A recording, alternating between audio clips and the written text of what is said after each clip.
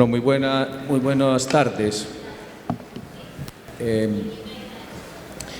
Vamos a conversar un poco sobre los temas que van a ser de interés por parte del Gobierno Nacional, por parte del Congreso de la República, en estos próximos 4 años relacionados con nuestro sector.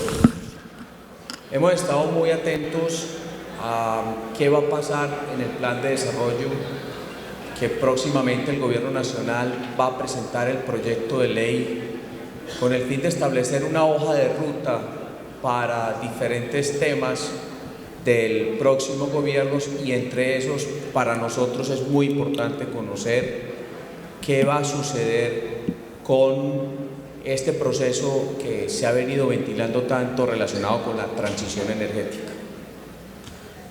La transición energética, que es un tema que el mismo Ministerio de Minas, el mismo Presidente de la República ha venido planteando desde que comenzó este gobierno, pues requiere de una serie de decisiones que no se van a dar de manera inmediata, como lo hemos venido diciendo nosotros. Esto toma su tiempo, este es un proceso de transición, que hay que empezar a conocer los nuevos combustibles, los nuevos energéticos que están surgiendo, que el sector nuestro, que es el que mueve al país, porque somos nosotros los que expendemos gasolinas, diésel, que utilizan el 99% de los vehículos que se mueven por las carreteras, por las ciudades, pues que este tipo de actividades no son tan dañinas para el medio ambiente como lo vimos o lo planteamos el día de ayer ocurre con otras actividades económicas en Colombia, como es el caso de la ganadería, la deforestación, la construcción, etc. Aquí hago un paréntesis. Yo les quiero recomendar mucho la conferencia que nos va a dar a las 2 de la tarde Camilo Prieto Valderrama. Nosotros la vimos, quienes tuvieron la oportunidad de participar en el foro del Fondo Soldicom en el mes de septiembre en Bogotá. Es una conferencia muy interesante que habla sobre el cambio climático, que habla sobre descarbonización, que son temas que yo creo que este sector debe conocer muy bien y sobre todo desmitificarlos, porque ese tema pues yo creo que ha venido mirándose de una manera y con una óptica diferente a este. El doctor Didier Lobo, quien está presente, hace parte de la Comisión Quinta del Senado. Ustedes saben bien que en esa comisión es donde se tratan los asuntos relacionados con este sector. Los proyectos de ley que tengan que ver con nuestro sector comienzan su trámite en esta comisión, y queremos agradecerle de verdad, de una manera muy sincera, el esfuerzo que hizo por venir el día de hoy, ya que el Congreso pues tenía algunos compromisos, tenía hoy algunas actividades. Y pues de verdad, doctor Didier, muchas gracias, senador, por hacerse presente el día de hoy. En aras a avanzar en este panel, yo le planteaba al doctor Didier que para nosotros es muy importante que nos cuente cuál ha sido su visión sobre el tema de la transición energética y por qué le hago esa pregunta en particular. La verdad es que él fue el autor de la Ley de Transición Energética y conoce muy bien en qué consiste este proceso, y para este sector es muy importante conocer y saber de una manera precisa qué dice esa ley, y a criterio suyo, esa ley qué tiene que ver con esta actividad económica en la que nosotros estamos, esa ley cómo está mirando este sector, si esa ley está estableciendo alguna serie de obligaciones para este sector que impliquen, digamos, cambiar un poco la actividad de la venta de combustibles derivados del petróleo, que es, digamos, una de las actividades principales que se hacen en las estaciones de servicio, y si eso, pues, tiene un límite en el tiempo, tiene un cronograma previamente establecido. Entonces, doctor Didier, reitero pues el agradecimiento por su presencia. Gracias, doctor Juan Carlos, doctor Francisco, con quien tengo la oportunidad de compartir hoy en este panel. Muy buenas tardes para todos los asistentes de este gremio que no es poco menor, creo que es un gremio muy representativo. Yo conozco este sector y bueno, tengo mucha afinidad con él, entonces agradezco a Fenipetróleo en cabeza suya, doctor Juan Carlos, por esta invitación de poder estar en este 36º Congreso Nacional de Distribuidores y por supuesto hablar de un tema tan importante como lo es la transición energética, que algunos piensan que la transición energética es un tema o hoy es una bandera del actual gobierno. Esto es un tema que ya venía caminando. Nosotros desde el año 2020 yo fui coautor y ponente de esta ley de iniciativa, por supuesto, del gobierno anterior, y que hoy este nuevo gobierno la ha abanderado. Nosotros no estamos en desacuerdo con ello, que le pongan su sello, pero que efectivamente esta ley tiene unas claridades y por eso su nombre dice una transición energética, tiene que hacer un tránsito, una ley que para mí la he determinado que va desde 1 hasta 30 años en lo que tiene que ver con un sinnúmero de componentes. Por poner un ejemplo, en el tema de energías, que es finalmente quien reemplazaría este sector de manera gradual, pero que tiene que haber una transición y ahí donde el GLP juega un papel muy importante. El mismo gas natural vehicular va a jugar un papel importante, pero que para tranquilidad de ustedes no es que mañana los van a abordar del sistema. Esto lo decía alguien en su intervención anterior, yo le ponía cuidado cuando decía que hay estaciones muy apartadas del país y efectivamente cuando hablamos que demora de 1 a 30 años es eso. En algunos distritos, capitales y por supuesto las grandes ciudades son las que primero arrancan con este tema de transición, pero además son las mayores contaminantes también, son quien no es lo mismo un vehículo combustible en Bogotá, diésel, que en un pueblo por allá apartado que a duras penas pasa una vez por el pueblo, por poner un ejemplo. Entonces esto lleva un tránsito. Nosotros en esta ley aspirábamos a que ya estuviese por lo menos en 10 o 12 dígitos, simplemente va en 3 dígitos, ha ido a muchos pasos lentos, así el gobierno promulgue, y entendemos el gobierno porque tiene una visión clara de defender el tema ambiental, pero Colombia es uno de los países que está muy por debajo de los niveles ambientales y esto es bueno para el país, quiere decir que nos va a dar el tiempo suficiente para que este gremio participe, se prepare y entre también en la transición. Todos tenemos que estar en la transición. Ejemplo, en La Guajira se aprobaron 16 parques eólicos y hoy, hace más de 2 años, inició el primero y han tenido dificultades con consultas previas, con el tema indígena, imagínense, y son 16. El parque solar del Paso en la Loma Cesar, uno de los más grandes del país, y hay 4 o 5 proyectos mucho más grandes que ese y no han iniciado porque no tienen las garantías o los permisos para sacar la energía.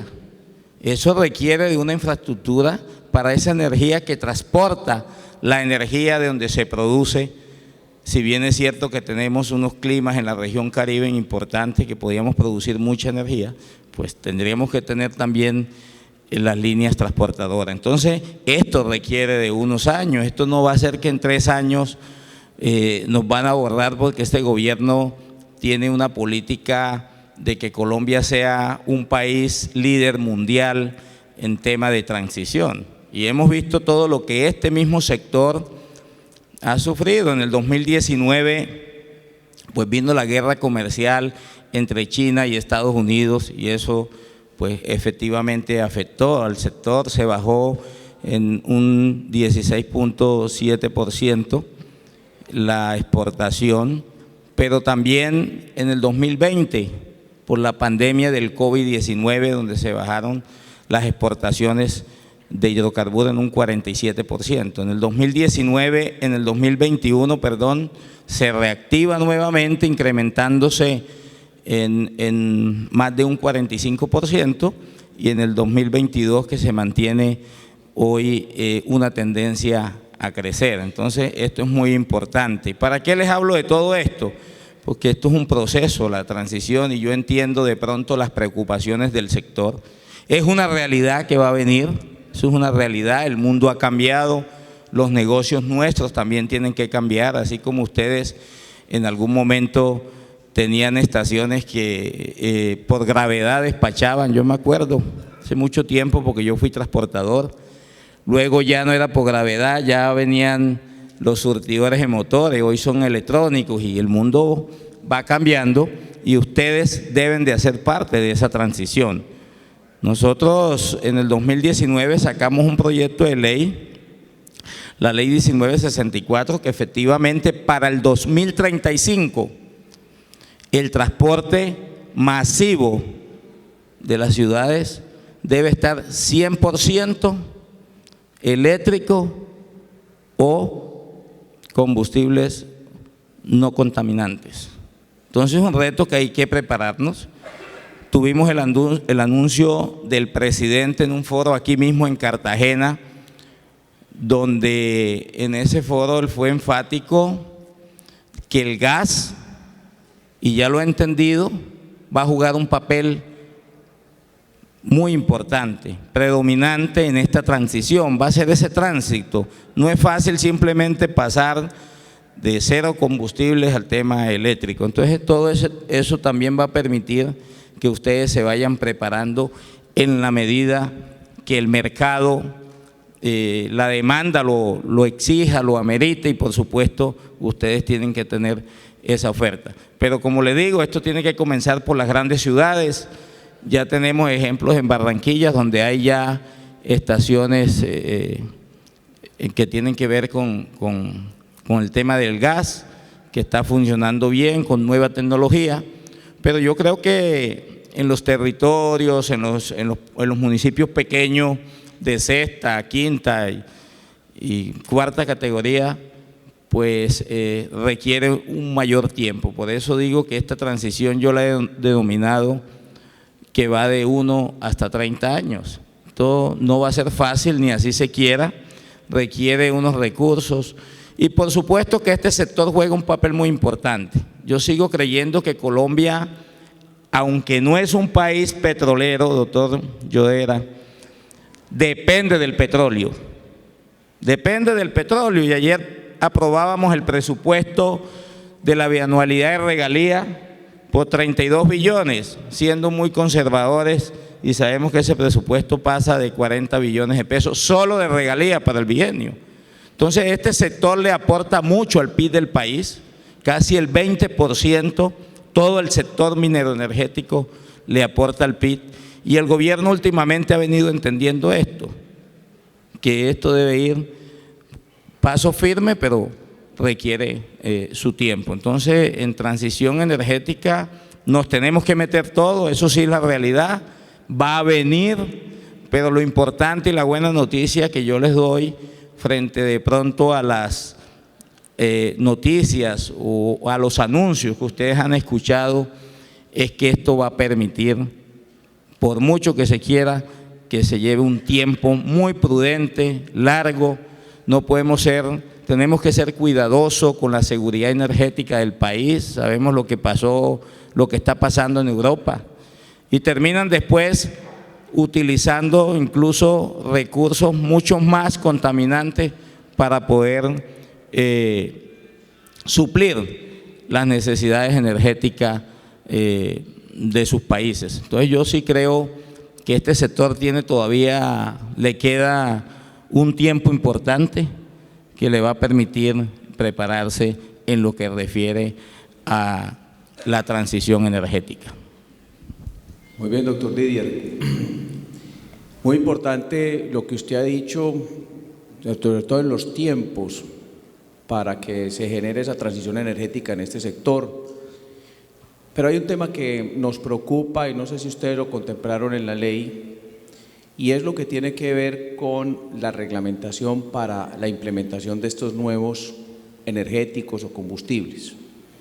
A la ministra o la señora viceministra, perdón, en una visita que tuvimos recientemente en compañía del doctor Jairo Gómez, del doctor Juan Carlos Molina, el presidente del Fondo Soldicom, y el doctor Juan Fernando Prieto en representación de COMSE, nosotros le planteábamos que cuando comenzaron las electrolineras y el entusiasmo por las electrolineras, muchas estaciones de servicio montaron este servicio allí y resulta que en el momento no existía una reglamentación que permitiera la compra de energía y la reventa de energía y muchas electrolineras se debieron haber cerrado. Están apareciendo unos nuevos combustibles energéticos. Vamos a ver ahora el tema del GLP, que es algo que, por ejemplo, me daban unos datos ayer en Perú, son 1.300 estaciones de servicio con más de 60, 70 mil vehículos convertidos a GLP. El gas natural vehicular, que lamentablemente viene en un retroceso en el país, que es por unas razones, diríamos más que todo, por los subsidios a la gasolina. Pero surgen otros nuevos combustibles, como por ejemplo el hidrógeno verde, que ya se está produciendo aquí en Reficar. No sé si los que participaron en la visita a Reficar pudieron conocer ya el proceso que viene adelantando Ecopetrol.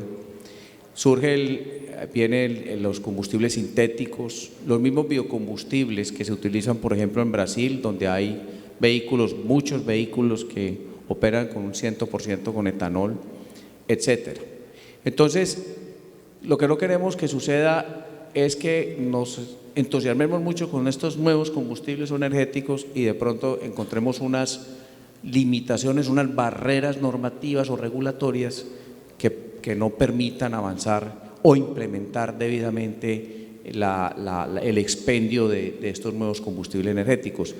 No sé si ustedes este tema lo han mirado, pero también le quería preguntar, en esa transición energética, ¿por qué no nos cuenta un poco más de esa fecha que se estableció para el 2035, donde se obliga, como lo acabo de decir, que los vehículos de transporte público en las grandes ciudades sean eléctricos, y si eso también cobija otra serie de vehículos, porque algunas personas y algunas autoridades han venido hablando de la fecha del 2035 como la fecha donde se va a terminar prácticamente el uso de la gasolina y el diésel, y si realmente ahí se tratan o se habla de otro tipo de vehículos que vayan a tener esas restricciones a partir del 2035. Entonces, la primera pregunta es el tema de la reglamentación, de las regulaciones, y la segunda, esa fecha que está establecida para el 2035 en la ley. Bueno, el tema de la reglamentación es muy importante, pero cuando yo les dije la buena noticia y le hablé de los tiempos, es que eso está crudo, porque es que ¿cuántos vehículos o cuánto cuesta reemplazar el transporte masivo en el país? Y ahí va a incluir las grandes ciudades. Yo creería que eso le apunta a las grandes ciudades, distritos, y por supuesto ahí tiene que venir una reglamentación que se puede prestar en las mismas estaciones de servicio. Primero, porque hay que proteger el sector, y segundo, porque es un tema de transición. Hablando de ese tema precisamente de regulación, aquí falta mucho por legislar todavía en este tema, en que hay unas fechas establecidas que inicialmente nos fuimos por el transporte masivo. Dependiendo cómo nos vaya en eso, pues se va a ir aumentando de manera importante y progresiva. Cuando yo hablo de 30 años, estamos creyendo que podemos llegar al 2050. Entonces 2035 es el transporte masivo que se tiene en las grandes ciudades y es mucho más fácil una reglamentación, pero también una implementación del sistema, porque está concentrado este tipo de vehículos en un casco urbano o en un distrito o ciudad capital. Y lo que me decías de la reglamentación, o lo que te hablo de la reglamentación, es que siempre fuimos enfáticos de que se permita dentro de las mismas estaciones, porque sería un traumatismo armar estaciones totalmente diferentes para ello y conseguir los puntos estratégicos que ya ustedes poco a poco los han venido identificando, y es donde hoy tienen más de alrededor de 5.500 estaciones a nivel nacional, y por supuesto que buscan los puntos estratégicos de mayor flujo vehicular, que se facilite el acceso. Y lo que tendrían ustedes en su momento, porque ¿cómo implementamos ahorita para que se comience a organizar estaciones cuántos vehículos tenemos eléctricos en el país? Pues un número muy bajo. Y cuando hablamos de del papel importante y predominante que va a jugar el gas, es porque permite ya sacarlo a territorio. Es mucho más parecido, el gas licuado, el GLP juega un papel allí muy importante, y yo creo que ese es el que va a entrar en la transición.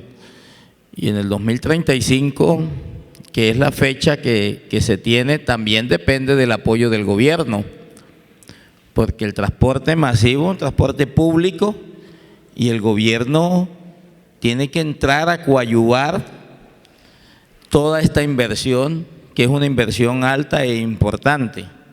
Y por supuesto, yo creería que en la medida que el sector de transición energética vaya creciendo, pues ustedes se va a se va a bajar un poco el tema de combustible por sinergia, o sea, poco a poco va creciendo el tema de la transición, y ustedes, el tema del combustible va bajando, pero nosotros sí aspiramos que el gobierno repiense y sostenga la exploración de hidrocarburos que nos permita poder exportar más, doctor Francisco, y que esto nos permita percibir unos recursos, e incluso ayudaría mucho al Fondo de Estabilización en la medida que se consuma menos combustibles en el país, pero se pueda exportar más. Usted dijo algo muy importante, y era que todo este proceso de transición requiere el apoyo del gobierno nacional. Yo tengo un caso que conozco, por ejemplo, en la ciudad de Medellín, de administración del alcalde anterior, compró cerca de 50 buses eléctricos. Cada bus costó 1.500 pesos, pero 1.500 millones de pesos, corrijo.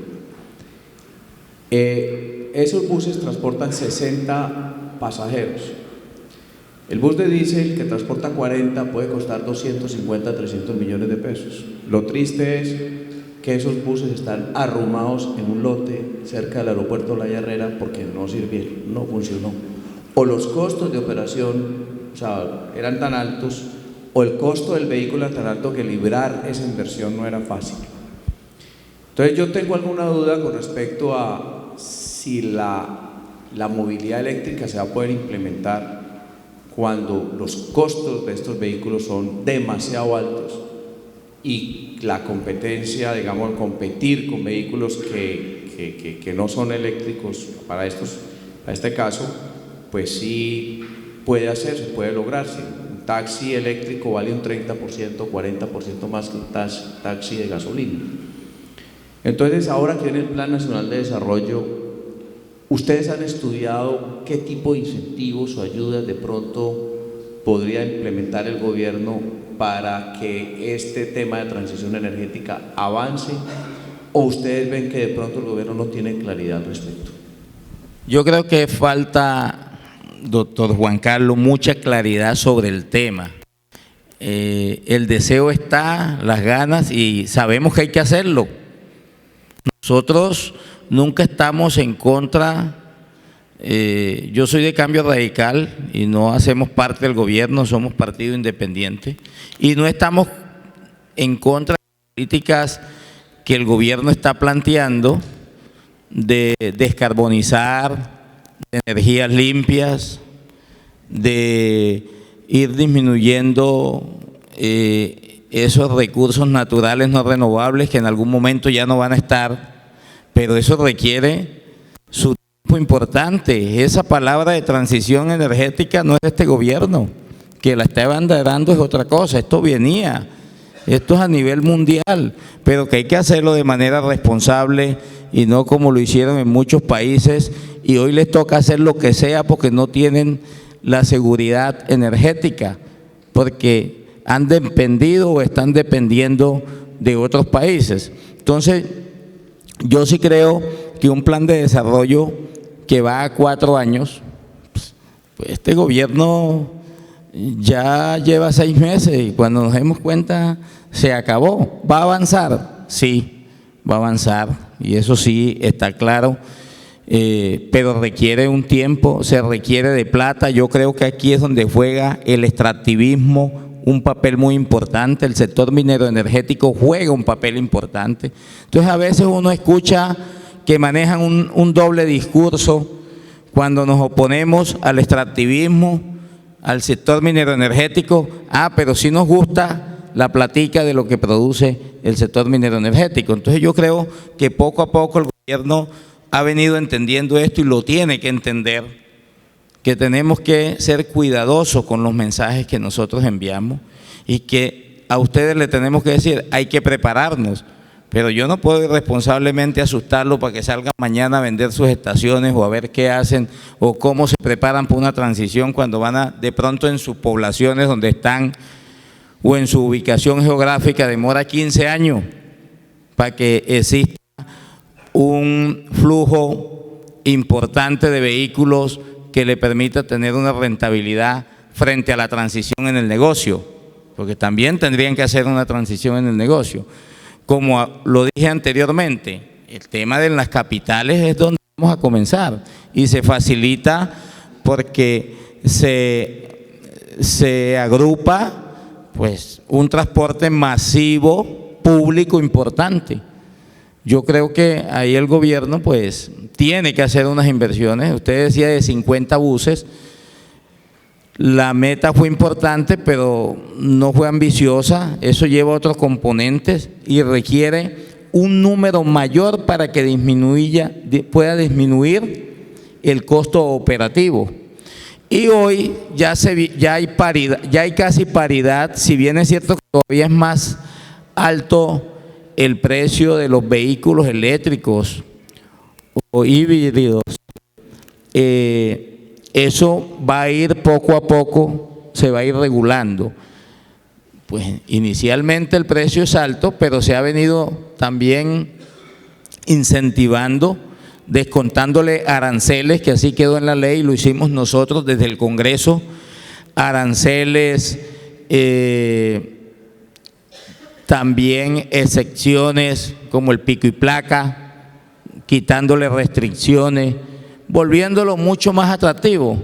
Entonces, cuando tú cuantificas todo eso, seguramente hoy, anteriormente tenía el 100% o el 200% más del valor de un vehículo de gasolina a un vehículo eléctrico. Hoy eso ha venido transitoriamente y ha venido decreciendo, y yo sí creería que en unos 10 o 15 años ya sea asequible para los colombianos y por supuesto en los carros particulares, y esto va a permitir una mayor demanda, y es allí donde sí necesita que el sector ya comience a notar de manera importante esa transición también en esa ciudad pequeña o en ese municipio de tercera, o de cuarta o de quinta categoría. Eso va de manera progresiva. Entonces, hay que prepararnos, hay que meternos.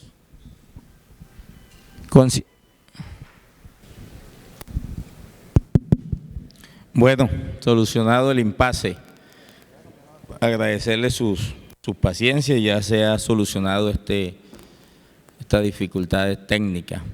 Le decía que mi mensaje final, doctor Juan Carlos, el mundo ha venido cambiando y nosotros no nos podemos quedar atrás. Quienes se quedaron en el pasado salieron del mercado y yo tengo un afecto importante por este sector, a quien le hemos venido ayudando cuando nos lo han solicitado, sobre todo en los departamentos Cesar, Guajira, la ley de frontera y muchas otras requerimientos que nos han hecho. Siempre hemos tenido esa disposición. Cuando digo que el mundo tiene que cambiar es que la transición se viene y que a veces decimos, pero el senador nos dijo que podía demorar 30 años, pero de pronto en mi territorio ya a los 5 años se desarrolla de manera importante. Entonces depende de dónde estemos. Los que hemos tenido la oportunidad de viajar, sabemos cómo se están implementando las otras estaciones. Por eso dice estación de servicio. Debe traer complementario y ahí es mi llamado a que no nos quedemos rezagados simplemente con los surtidores para poder despachar diésel y gasolina y listo. Hay oportunidades.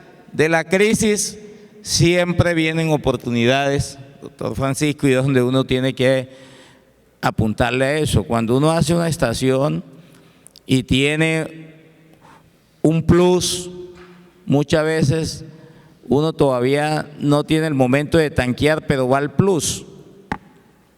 Y cuando va ese plus que necesita, ya sea de restaurantes, de descanso, de muchas cosas que se pueden implementar, permite que también termina uno pues tanqueando su vehículo. Eso es como para poner un ejemplo, ¿cierto? Entonces hay que prepararnos para la transición, esa es la realidad. ¿Cuánto demora? Requiere unos tiempos prudentes.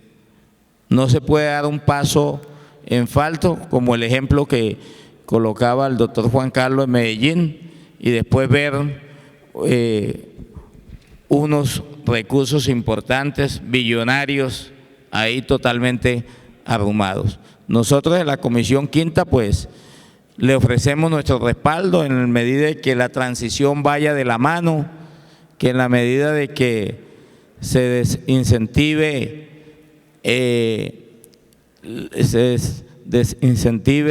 el uso del combustible, ya sea gasolina o ACPM, pues paralelo a ello exista también el diálogo de manera directa con el gremio, con el sector, y por supuesto Fendipetróleo pues juega un papel importante, tiene hoy una ponderación del 50%, diría yo, o un poquito más, de las estaciones de servicio del país. Entonces cuenten con nosotros, allí vamos a estar y todos nos tenemos que meter a esta transición, pero una transición responsable, seria, que cumpla los objetivos sin poner en riesgo la seguridad energética actual del país.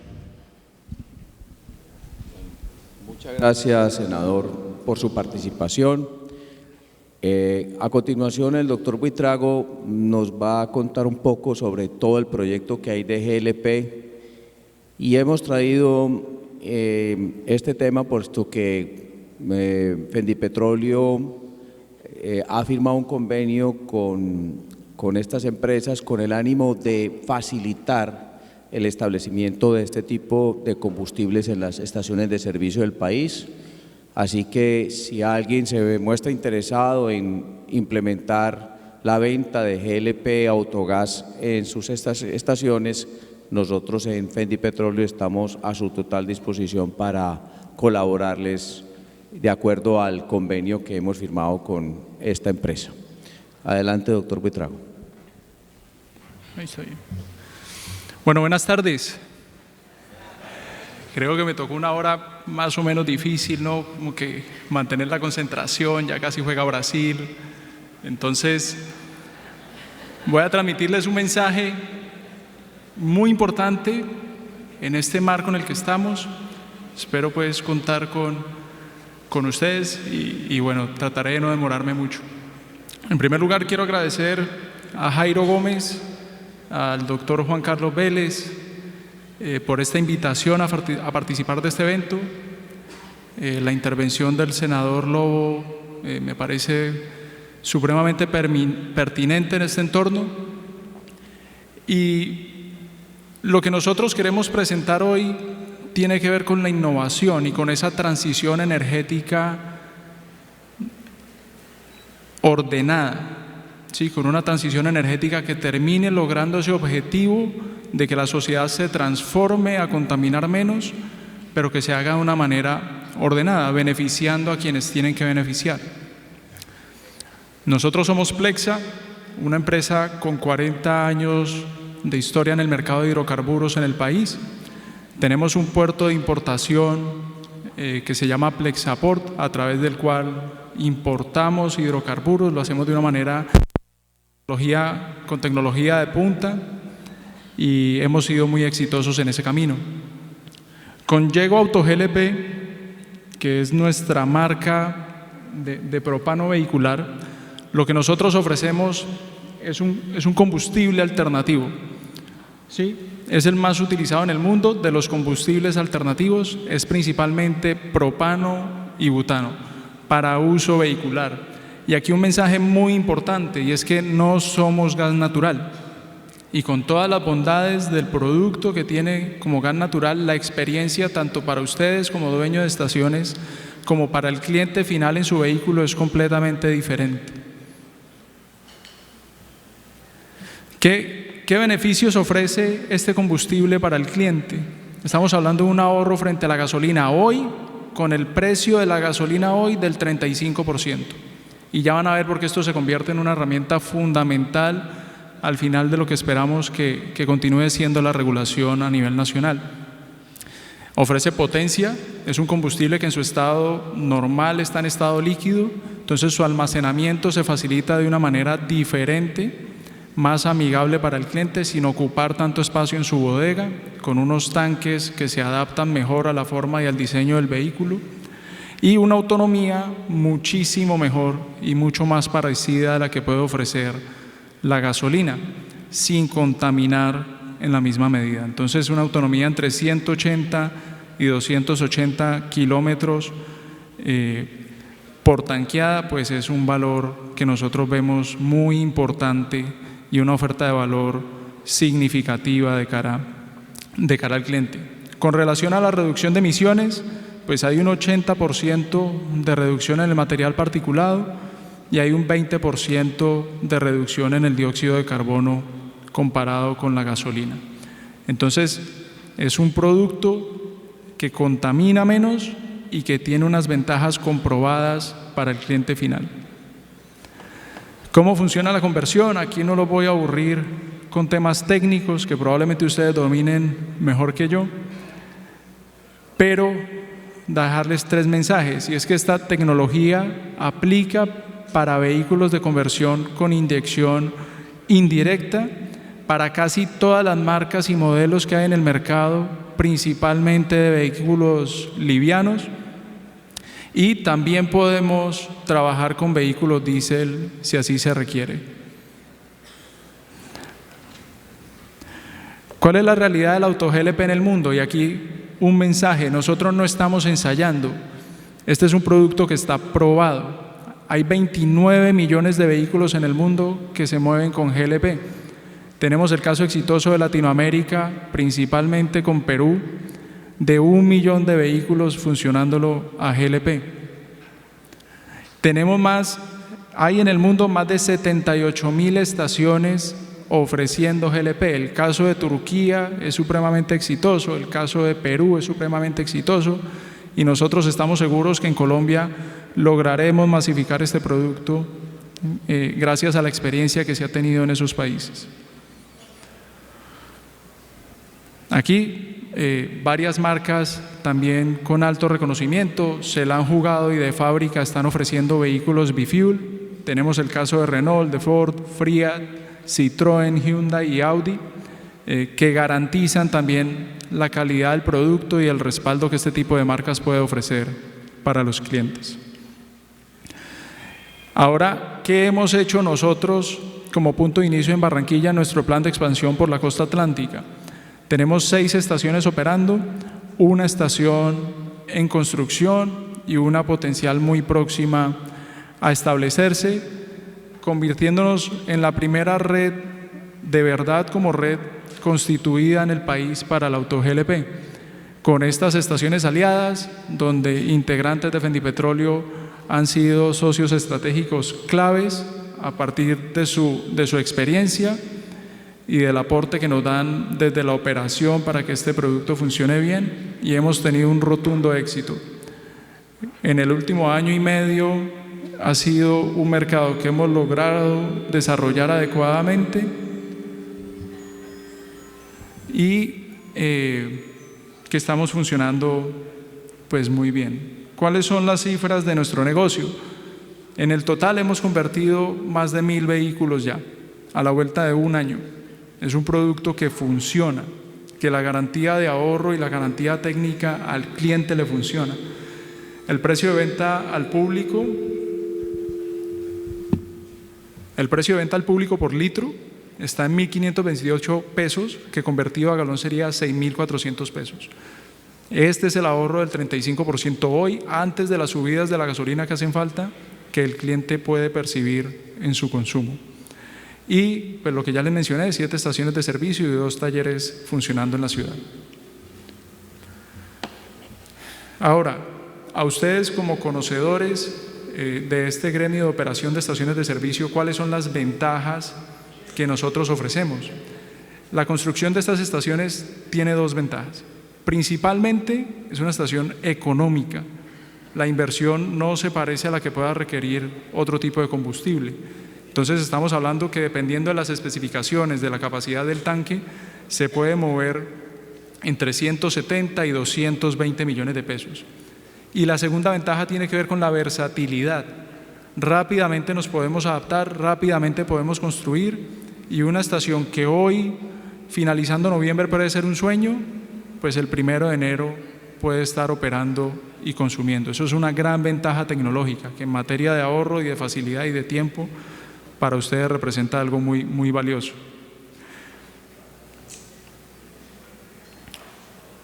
Aquí lo que les mencionaba, también añadir que los costos de operación y mantenimiento son bastante similares a los de otros combustibles. Aquí ustedes no tendrían por qué percibir ningún tipo de diferencia.